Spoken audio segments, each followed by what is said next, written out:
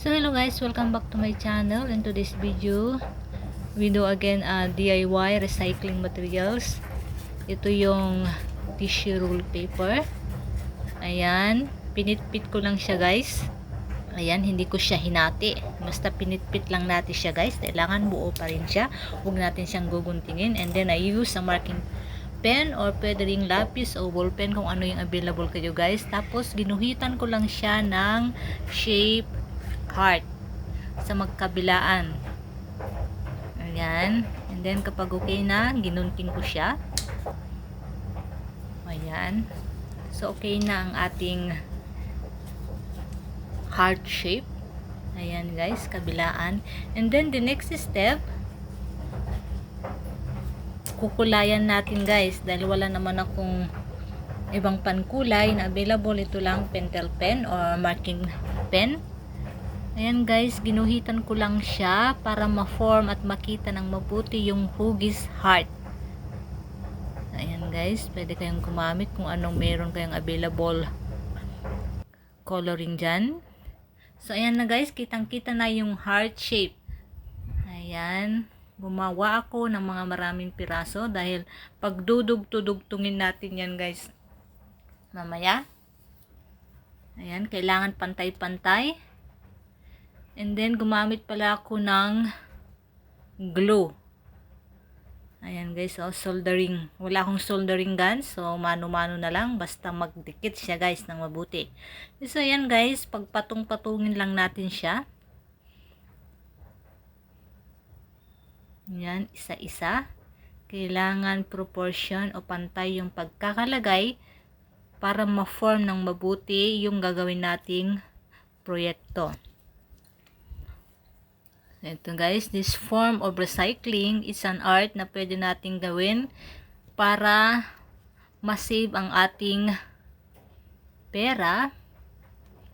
Instead na bumili tayo, we can use or we can make our own DIY arts and craft. Paggamit ang mga waste materials na imbes na itatapon, pwede ba natin siyang mapakinabangan. So ayan guys, inisa-isa ko siyang pinagdikit-dikit. Ayan. I recommend this kind of arts guys. For kids, pwede rin pang matanda. Any age.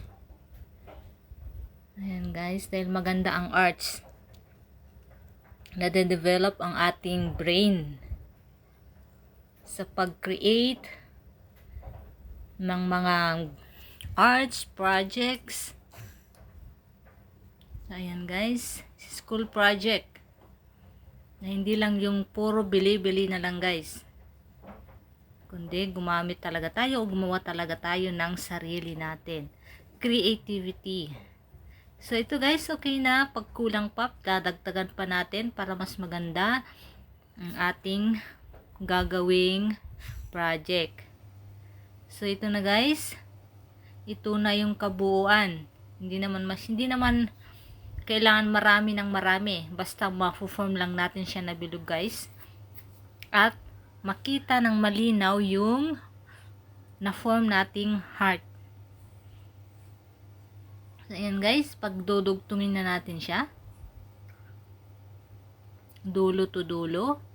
So ayan guys, sundan nyo lang itong tutorial lang. Ito guys, kung gusto nyo yung ganitong klase ng content guys, please comment down below. Suggest po kayo guys kung ano yung gusto nyong i-suggest na gagawin pa natin. Ayan guys, medyo mahirap siya, medyo mahirap kumapit, kaya wag muna natin siyang bibitawan. Hintayin muna natin siyang dumikit ng mabuti guys, o patuyuin. So ayan guys, ito na, buo na ang ating project. So ayan guys, kitang-kita na yung heart na form. Tapos ganyan guys, para hindi siya masyadong, maglalagay tayo ng design sa gitna para hindi makita yung butas. So ito na ang kalabasan ng ating DIY art and craft. Kung nagustuhan nyo to guys, please comment down below. paki-subscribe, follow, and hit the notification bell para updated pa kayo sa mga arts and craft na aking gagawin and also other videos. So, thank you guys for watching. Have a good